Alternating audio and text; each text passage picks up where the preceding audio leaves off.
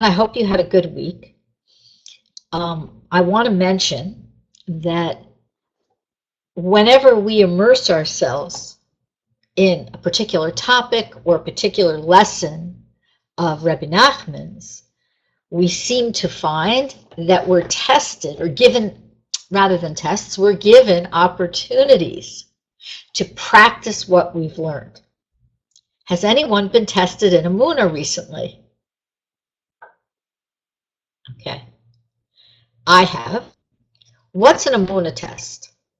Okay, yes. What's an Emunah test? Let's assume that we all have Emunah.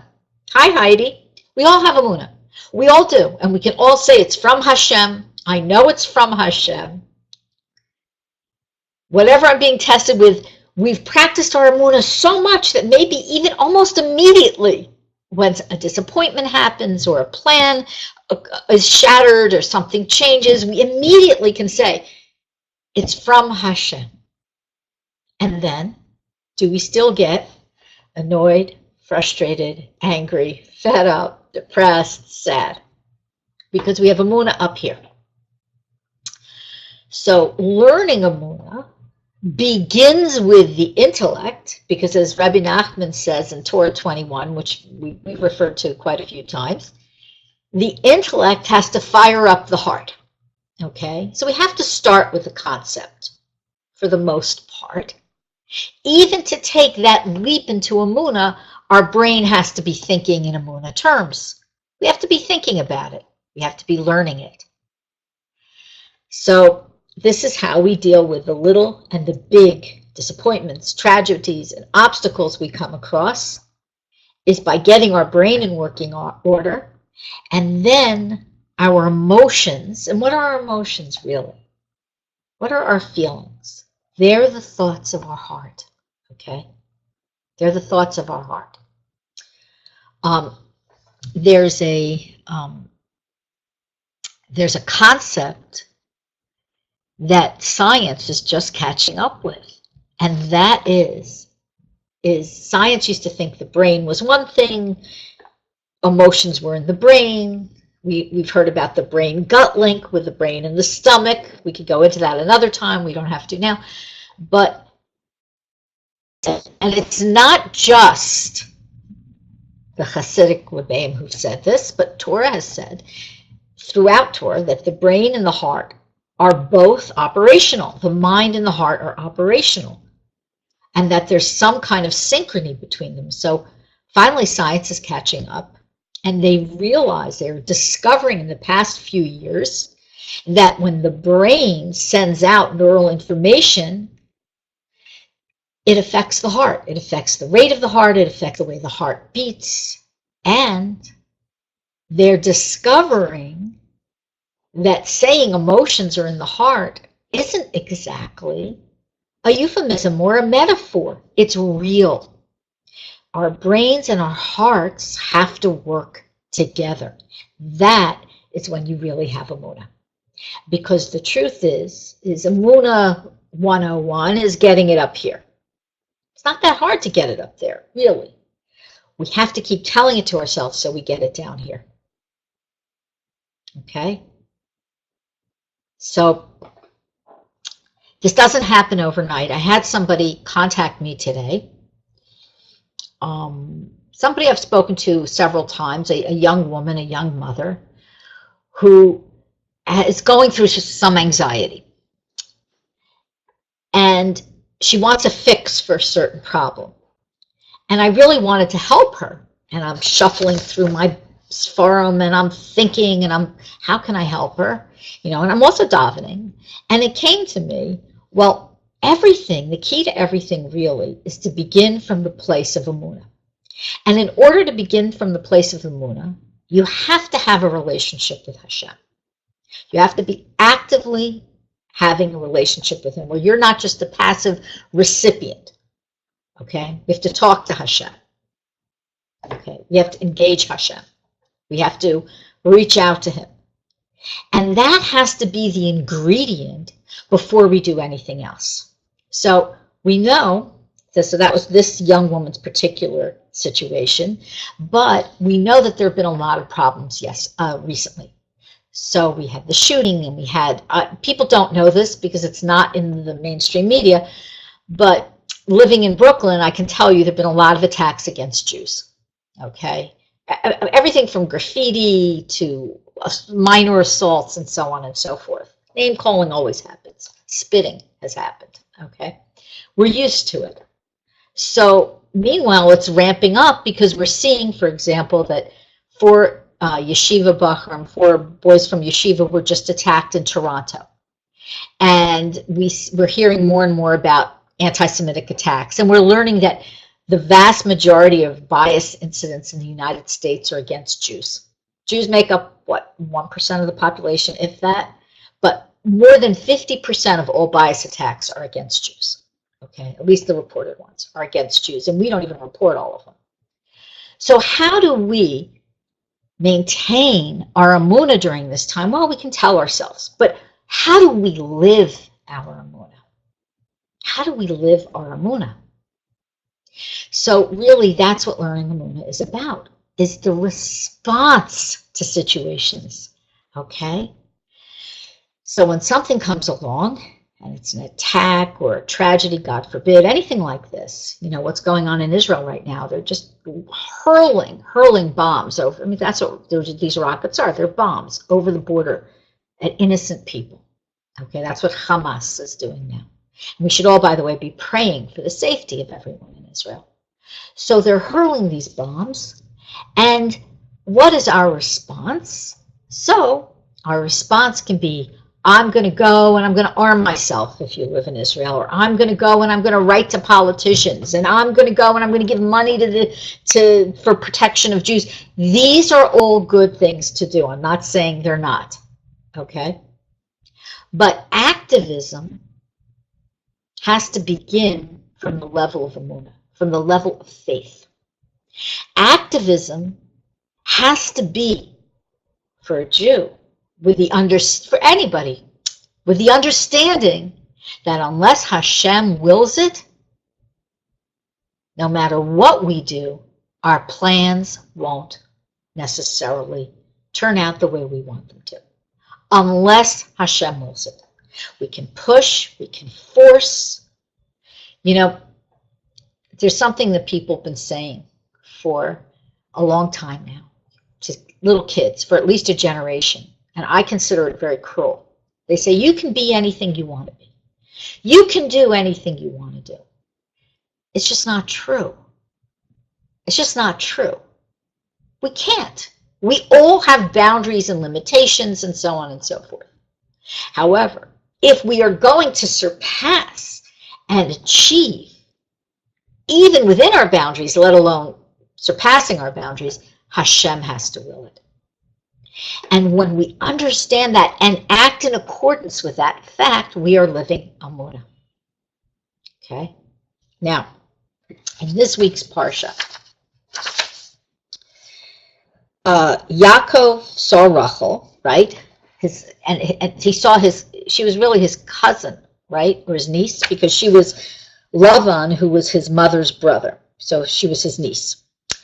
And she saw the flock. He saw the flock, and he came closer to look. And Yaakov vayagel es ha'even. He rolled the stone off the mouth of the be'er, the well, okay? He rolled it off. Now, what is this representing, according to Reb Nassim? So Reb Nassim tells us that the waters in the well represent faith. They represent Emunah. We know that Torah is compared to water. And certainly the concepts of Torah and faith are intricately bound up. So in this case, Reb Nassim tells us the waters in the well represent Emunah. And the Emunah, what does the water in the well do? It nourishes us, it nourishes the flocks. Okay, keeps us alive. That's what keeps us alive. That's what the hint is in this Parsha. Now, Reb Nassim tells us that during the days of Abraham and Yitzchak, little by little, okay, they began to reveal faith to the people. We know Abraham and his wife Sarah made a lot of converts. And we know that Yitzchak was a shining example, okay, of stringent faith. But Yaakov revealed faith, and he had a greater effect than his father and grandfather. And because of this, he also was able to reach more people. And because of this, we see him roll the stone off the well. And Reb Nosson compares it to uncorking a bottle, because by that point, Emunah, faith, was more accessible in the world. Now, it's a very interesting thing. Rabbi Nachman tells us something interesting. He tells us that when a new idea comes into the world, it's very difficult. But a new idea comes into the world, it's designated by Hashem. It has to come into the world at a certain time. So during the Rebbe's day, the idea of a vaccine came into the world. Okay, the vaccine, I think, for smallpox. And the Rebbe actually said it works, and he told all his followers, you must get yourself and your children vaccinated because it works. This was for smallpox. But the Rebbe said that an idea has to come into the world, and that this idea, okay, is born, and then the second and third iteration or generation of the idea is easier and easier and easier. Because every new concept that comes into the world is like a birth. Okay, so Emunah, the kind of Emunah that Abraham tapped into and distributed and shared out and spoke about, and Sarah also, we don't want to forget her, that kind of Emunah was new. It was a new kind of Emunah. It was a very rich kind of Emunah, and it took a couple of generations until it could be revealed, until the stone could be rolled off the well, so to speak, because in those days a well would be covered. It still is, a well is still covered today, but it would be covered with a stone. And it was revealed. Faith began to be more and more revealed in the world. And certainly we know that Yaakov and Rachel and Leah, okay, were the founders of the tribes, the 12 tribes, right? So we know that something big was beginning to go on at this point. So Reb Nosson wants us to understand that it took a few generations of faith being released into the world before the resistance gave way, and people who wanted to could believe and have Emunah. So Rabbi Nachman says something also in Likutei Eitzos, which we'll get to in a minute, but I want to tell you what he says. We're going to get to advice, in a minute, but he says something amazing. He says that if you want to increase, and I'm talking to you, everybody who's here, and everybody who's watching, if you want to increase your Emunah, the best thing you can do is roll that stone, he doesn't use that term, but roll that stone off the well for others to come and drink. If you want your Emunah strengthened, okay, go out and speak to others when appropriate. We don't want to preach and hit people over the head, but when you're able to, go out and inspire others to believe in Hashem. Okay? To believe in God and to believe in His Torah. That's all. And to have faith that there is a purpose to life. There is a meaning. And no matter what we're involved in our lives, whether we're suffering under the burden of something, whether we are involved in something that probably we shouldn't be involved in, whether we're dealing with obstacles, whether we're struggling with our own Yetzer Hara, which is certainly one of the most intense battles we can go through, whether we're dealing with anti-Semitism, whatever we're going on in the world, if we have enough faith to talk about faith with other people, our faith is strengthened. Okay, now, interesting.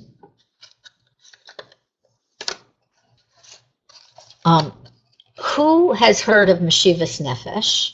Okay, we have a translation in Breslov Research Institute called Restore My Soul, which is what it literally means, to restore our soul.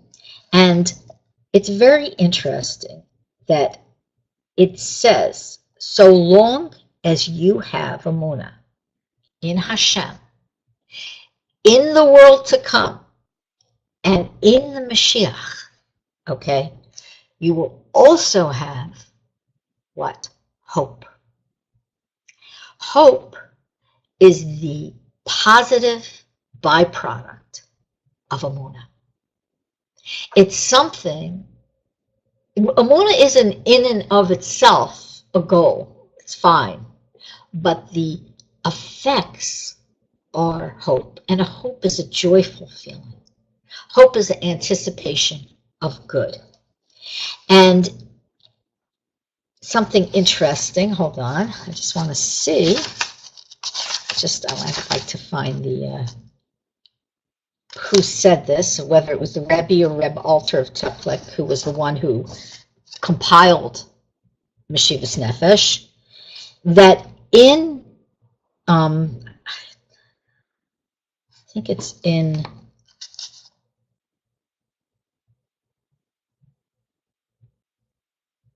I can't seem to find it. Okay. I regret that. All right. I really wanted to, you know what? I'm going to look for it. I'm going to find it next time. As to why Emunah gives hope. I know, I must have put my marker in the wrong page. Everybody's going to forgive me, right? Okay. So I see, oh, Teresa's here. She has that book. She's read it. Marianne has read it. Okay, great. Good. So anyway, I want to tell you that Restore My Soul is a book that gives a lot of hope. It brings you back to life. It picks you up no matter what's going on, whether the burdens are burdens internal or external. It really picks you up. I highly, highly recommend it, okay? And you can get it at breslov.org at our bookstore. All right. Unfortunately, I really wanted to share that with you, but I can't find it. All right. So anyway, we're going to now go back to advice. And we're going to continue with some of the points in advice. And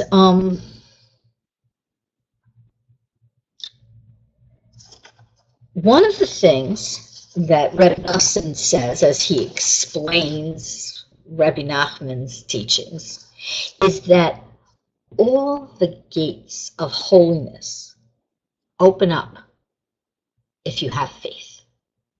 Okay? What does that mean? What does that mean to us? So somebody told me, she said to me that somebody told her that you can't just go through advice and take it at face value.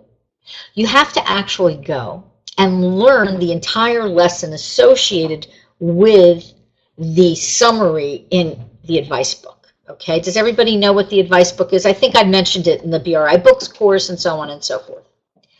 So I don't think that that's actually true, because the book was compiled specifically for people to have access to teachings, even if they haven't gone through the whole entire lesson in Likutei Moharan. So don't be shy about using it, and don't feel pressured. This just happened today, so I wanted to mention it. Don't feel pressured to actually have to go learn an entire lesson if you're not ready for that or you don't want to. Okay, it's okay to just take something from advice.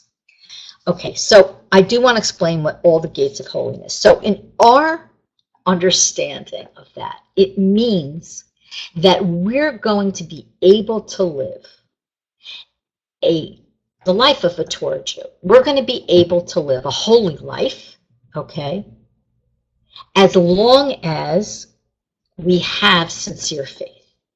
We'll get there. Now, what's interesting is it's not actually a goal of everybody.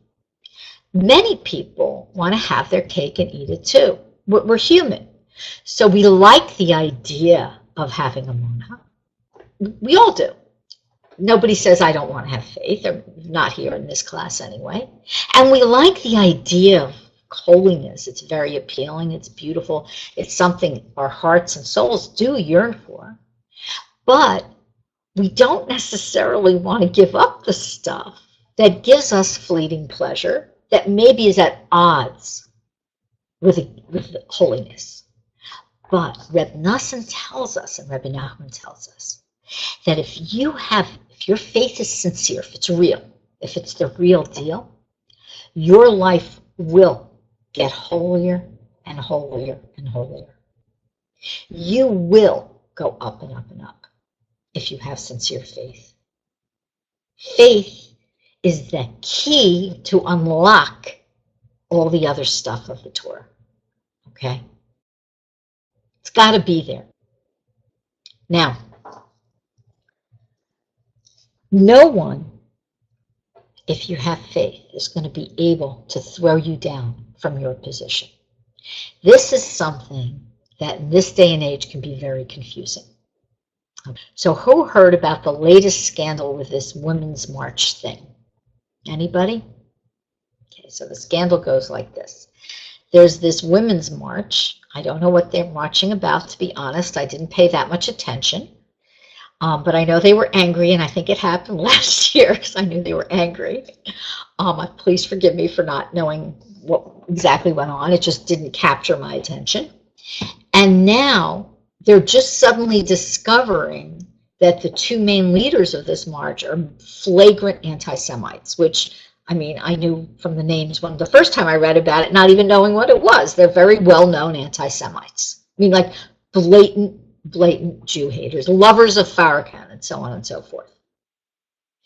And what happens is you can get into a position where you're having a conversation with someone, and they can be extolling what sounds like very virtuous ideals, okay, such as, you know, equal rights, certainly nothing wrong with that. However, underneath all these extreme movements is very often the opposite of holiness. And not just hatred for Jews, but hatred for morality and so on and so forth. These things can throw you down. They can throw you down if you're going to argue them logically. Okay? If you're going to be an activist for Hashem and you want to have a logical argument, you can end up yourself, and the Rebbe speaks about this, being affected by the negative energy of the people you're having the conversation with, if your goal is to change their minds.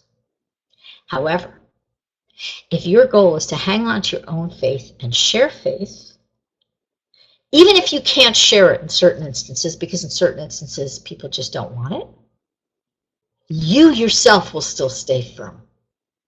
Your faith won't be called into question.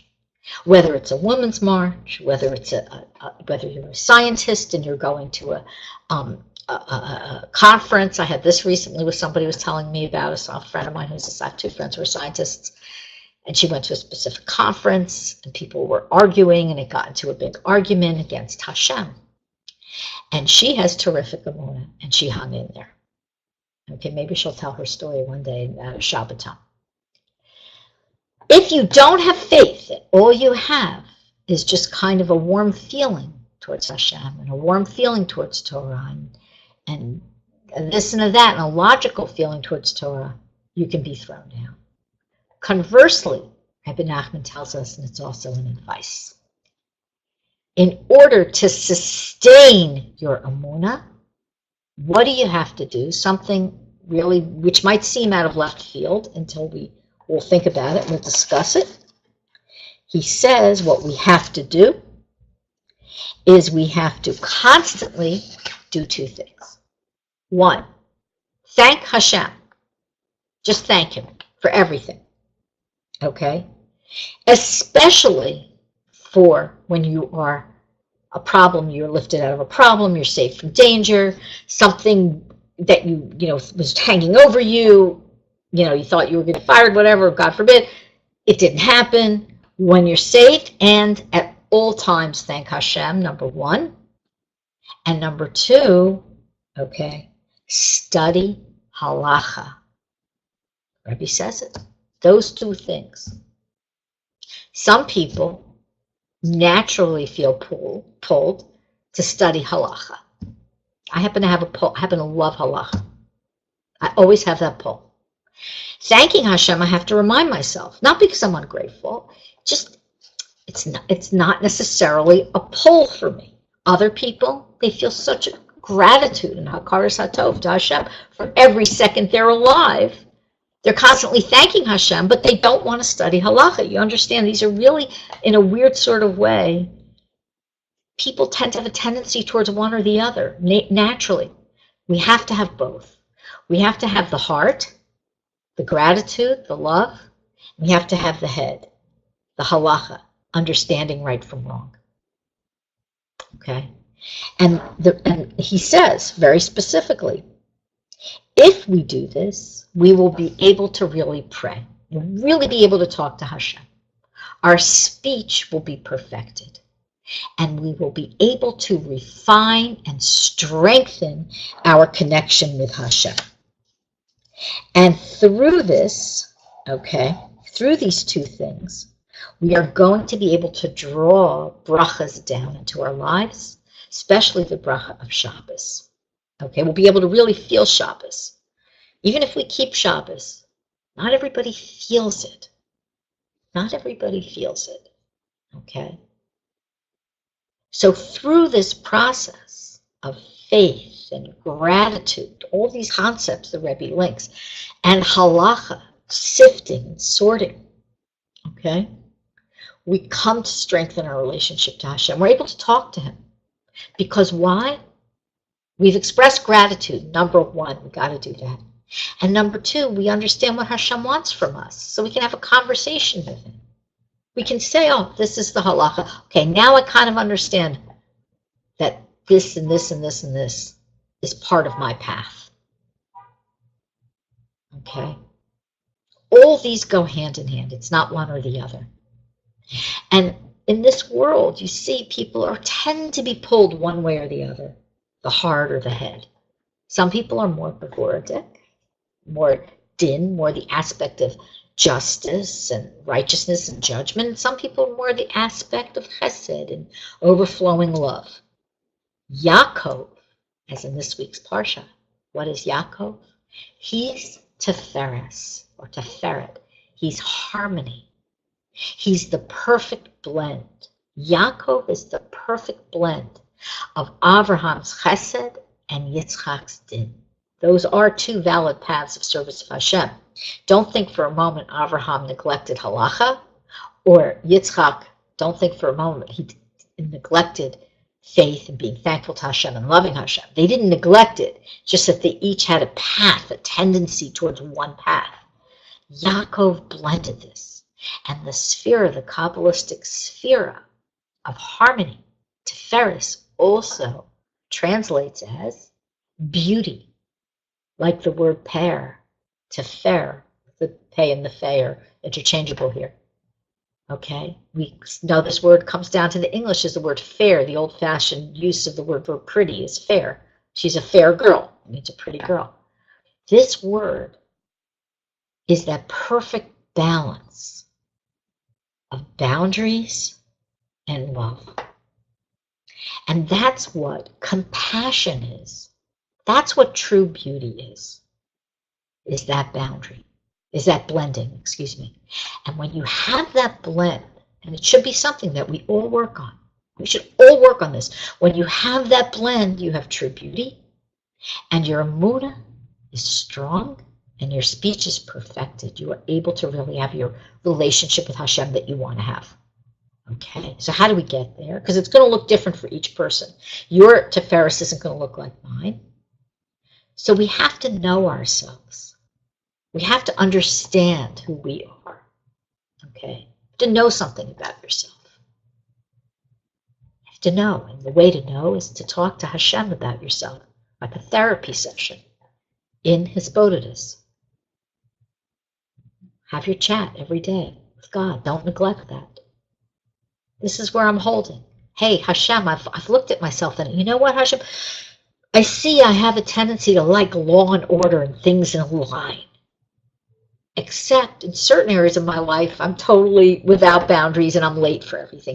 How can I bring some of that loving chesed overflowing into the areas where I'm rigid? And how can I bring some of the love and overflowing to some boundaries in order to the areas where I'm overflowing? Okay. The only way you can do that is if you make a cheshbon hanefesh, a self-accounting, and you talk to Hashem about it. Because if you're going to try to figure this out in your own head alone without having that conversation with Hashem, you're going to apply your limited solutions to this thorny self-actualization project. Okay? But if you talk to Hashem about it, then Hashem is going to supply you with the solutions. They'll come to your mind. Whether you do them or not, it's a whole other thing. We could also daven for motivation. Okay, I know I do. All right, questions or comments? I said it's too much. Questions or comments? Anybody? Okay. It's very quiet over there. I hope I haven't lost anyone. We don't know, when you're on this, I can't see your eyes, so I don't know if you're like glazed over or if you're like thinking. Okay, somebody's typing. Okay, I'll wait. Good question. Excellent question. Okay.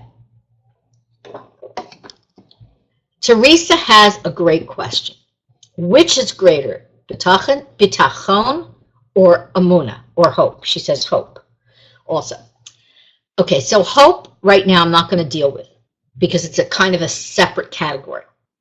And like I said, it's like a byproduct of emunah. If you have emunah, you'll eventually get to hope. It'll come. But trust and faith are different. Okay? Not this week, but and not next week, but either the week after or the week after that, we're going to do a story. And we're going through this story. It's one of Rebbe Nachman's semi-shorter tales. We're going to have a conversation about emunah and bitachon.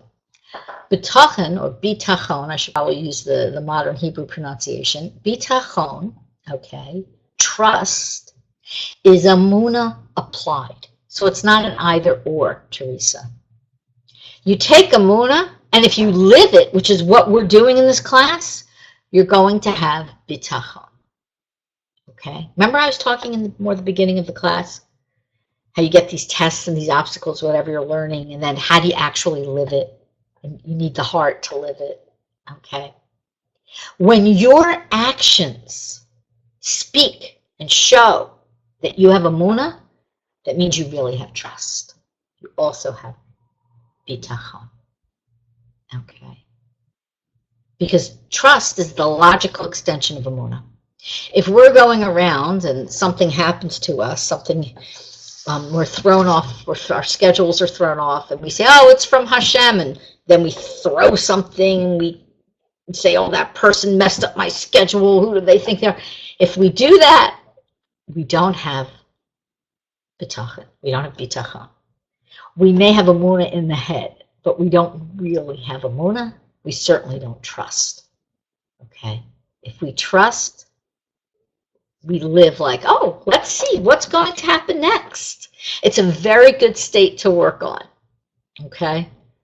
I love that feeling when I get to that next level, Bli Ayin Hara, and this new test comes along and I'm able to say, wow, okay, I know this is I know that I need to have emunah. I do have emunah, but I don't want to be put in this position. I don't want to go with this flow. I don't like Hashem's plan. But when I can conquer that and say, okay, Hashem, I'm going with your plan. I don't see it, but I know that it's for my good, even though I don't, even though it hurts. When we're able to do that, we have bitachon. Okay, it's not mutually exclusive, and not one is not necessarily greater than the other. They work together. All right. Okay. Okay.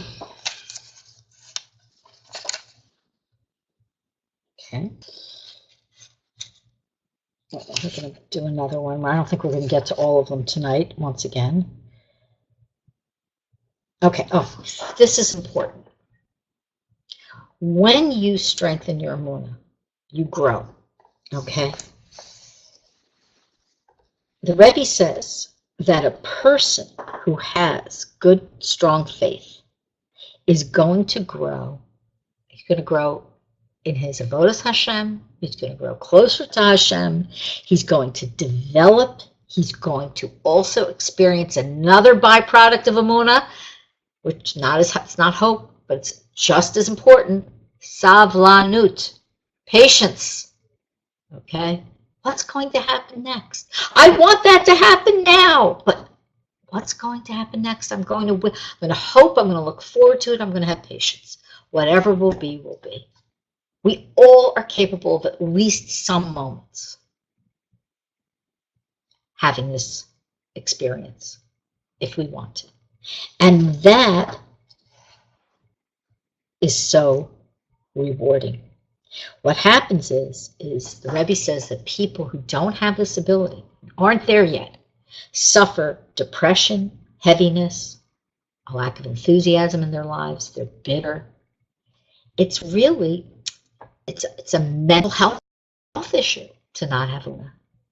You have Emunah, you're optimistic. Remember, why? Why are you optimistic? Because hope is a byproduct of Emunah, okay? You have Emunah, you know how to act. Whether to act with patience, or to just go ahead with a plan, whether to say, okay, so be it, my plans have changed. And that's bitachon, trust. Okay? You know what to do next. Maybe not always, nobody's perfect, but you have a pretty good idea. Okay? All right.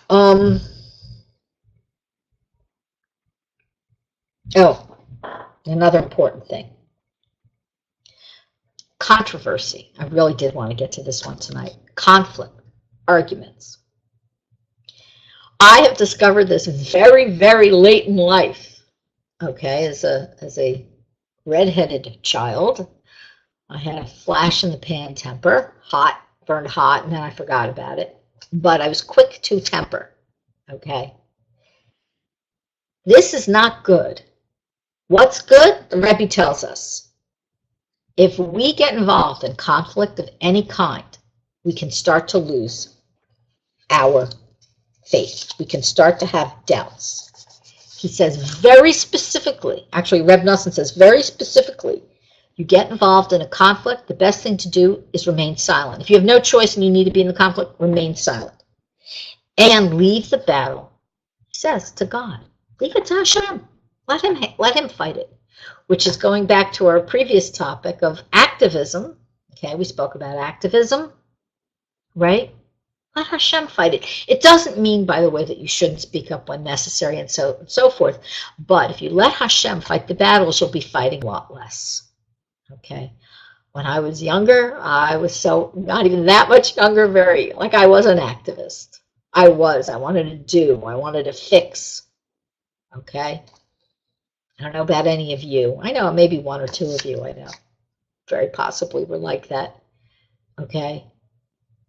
And we see, as we get older, we naturally see, what I'm going to do is going to be a drop in the bucket. And I see this thing comes up generation after generation. I'm certainly not going to be the one to fix it. Okay? But more than that, okay, that's just common wisdom. But more than that, the Rebbe tells us is, we're going to leave it to Hashem to fix. We may even daven to him to fix. But we know that he's ultimately the one who's going to fix it. And that if we get involved, we're going to get sidetracked.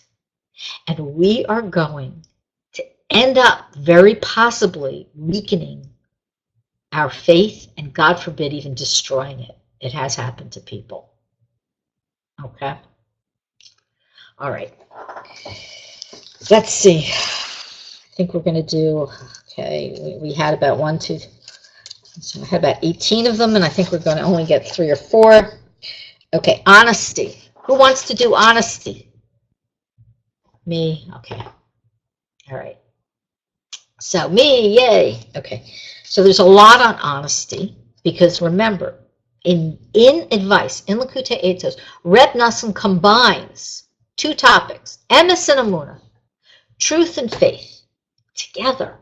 It shows you that there's a real relationship. He didn't do, okay, he has the concept of tzedek, the concept of patience, okay? the concept of money, honor, and so on and so forth. They're all separate chapters. Only Emes and Emunah are together because they're so intertwined. All right? Honesty. So we're going to start with one of them on honesty. A person should be so honest that when he does the mitzvahs, he does them for Hashem's sake. Now, who's at that level? I don't know, sometimes, maybe. Okay? This is more than rote. This is really doing them l'shem shamayim, really for the sake of heaven. Okay? Now, we should carry out the mitzvahs with all their fine details, says Reb Nassim, for Hashem's sake. And this is the kicker. Even if there's no one around to watch you, you're also doing it out scrupulously. This is what it means to be free of dishonesty. Okay? We don't, and he says, we don't want to impress others.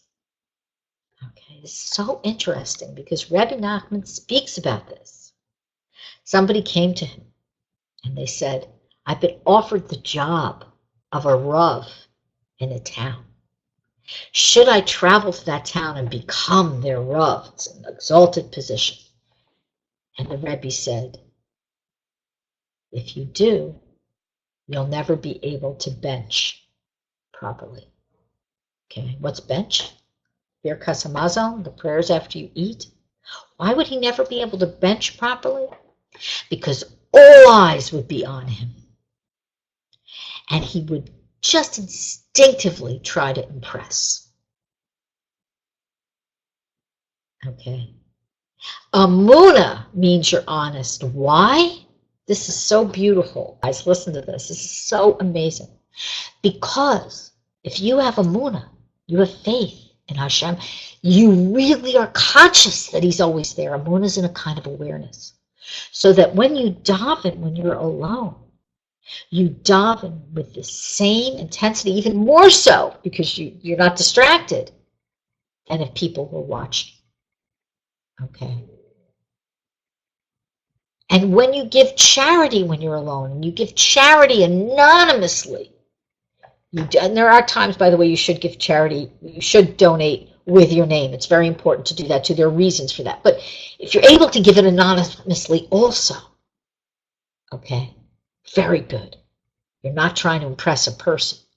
You're only trying to do something for Hashem, and that's in between you and Hashem. This level of honesty shows you really have faith in Hashem. You're not so worried about what other people think. And even more than that, when it's unpopular to do a mitzvah, because guess what? No matter where you live, there's certain things that are in style and not. And you could be used to doing something that gets you branded a goody two-shoes, and nobody wants to be called that. Okay? You may have worked and perfected a mitzvah that you carry out in a refined manner because it's something that's precious and dear to you. And other people, even religious people, may even scoff and say, who do you think you are? You think you're a rabbi? You think you're a Rebbitzin? Okay? It won't bother you. It won't bother you. Because you do it the same when you're alone, and you do it the same with other people around. It makes no difference. This is honesty. This is Emunah. You can see the link now why Emes and Emunah are in the same chapter. There's many more of these, and we'll do a few of them. Okay? Isn't that beautiful? This is the level of Emunah we all want to have, because it means that we really believe that Hashem's there in every moment, in every second. Okay? Now, of course, there are times where we will do things differently in front of others, but hopefully that will be for their comfort, because we want them to feel welcome, but it won't be to impress them. Okay?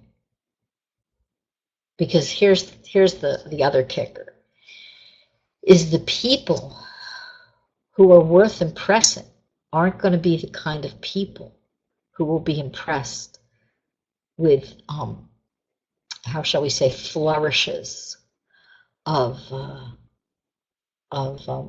religious performance. They're not going to really care. The people who are worth impressing are going to be really impressed if you're sincere. Not that you should try to even impress anyone, but if you're going to, that's the kind of people. That's the kind of people you want in your life. Okay, not the people who care about the flourishes. And if you're surrounded by the people who care about the flourishes, then your job is to be a good representative of Rebbe Nachman. Really, to show them this is what it means to be a tam, a simple, whole, pure. Okay, yourself, just be yourself. Okay, don't put on airs and graces. All right, everybody like that one? I love that one. Okay. All right, questions, comments. We're going to do more on truth. We have a few more minutes. Okay. We kind of touched on this before. We're going to do a little bit on. I really want to do this one. Wait a second. I didn't want to stop this one. Let's do this one. Okay. A person who always wants to win can't stand the truth. A person who wants to be victorious can't stand the truth. Reb Nosson says even the truth is staring him in the face because he's determined to win at all costs, so he ignores it completely.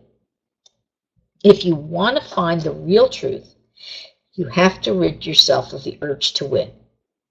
Then you'll be able to see the truth. Now, this really, you need to think about this. It's good to learn the lesson too, but the main thing is to think about this. You have a discussion with someone. Let's not even put it into the realm of an argument. And you are very attached. Let's say you're not a shallow person. None of us here are, right? We want to do the right thing, but we're very attached to our own idea. We believe our idea is right. Okay. Our idea. I'm not talking about using the Rebbe's idea or something. Our own. And we're having this conversation.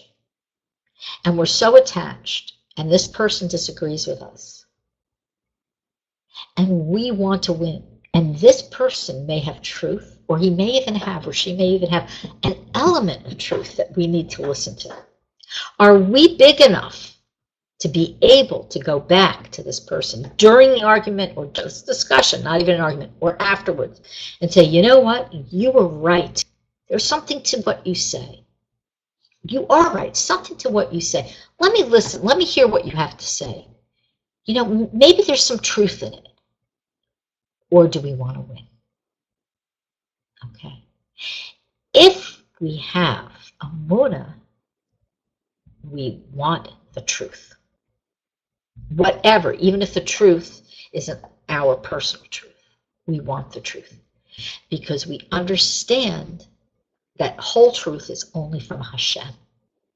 And that no one person, at least in our acquaintance, has, especially ourselves, has the handle on it. Okay?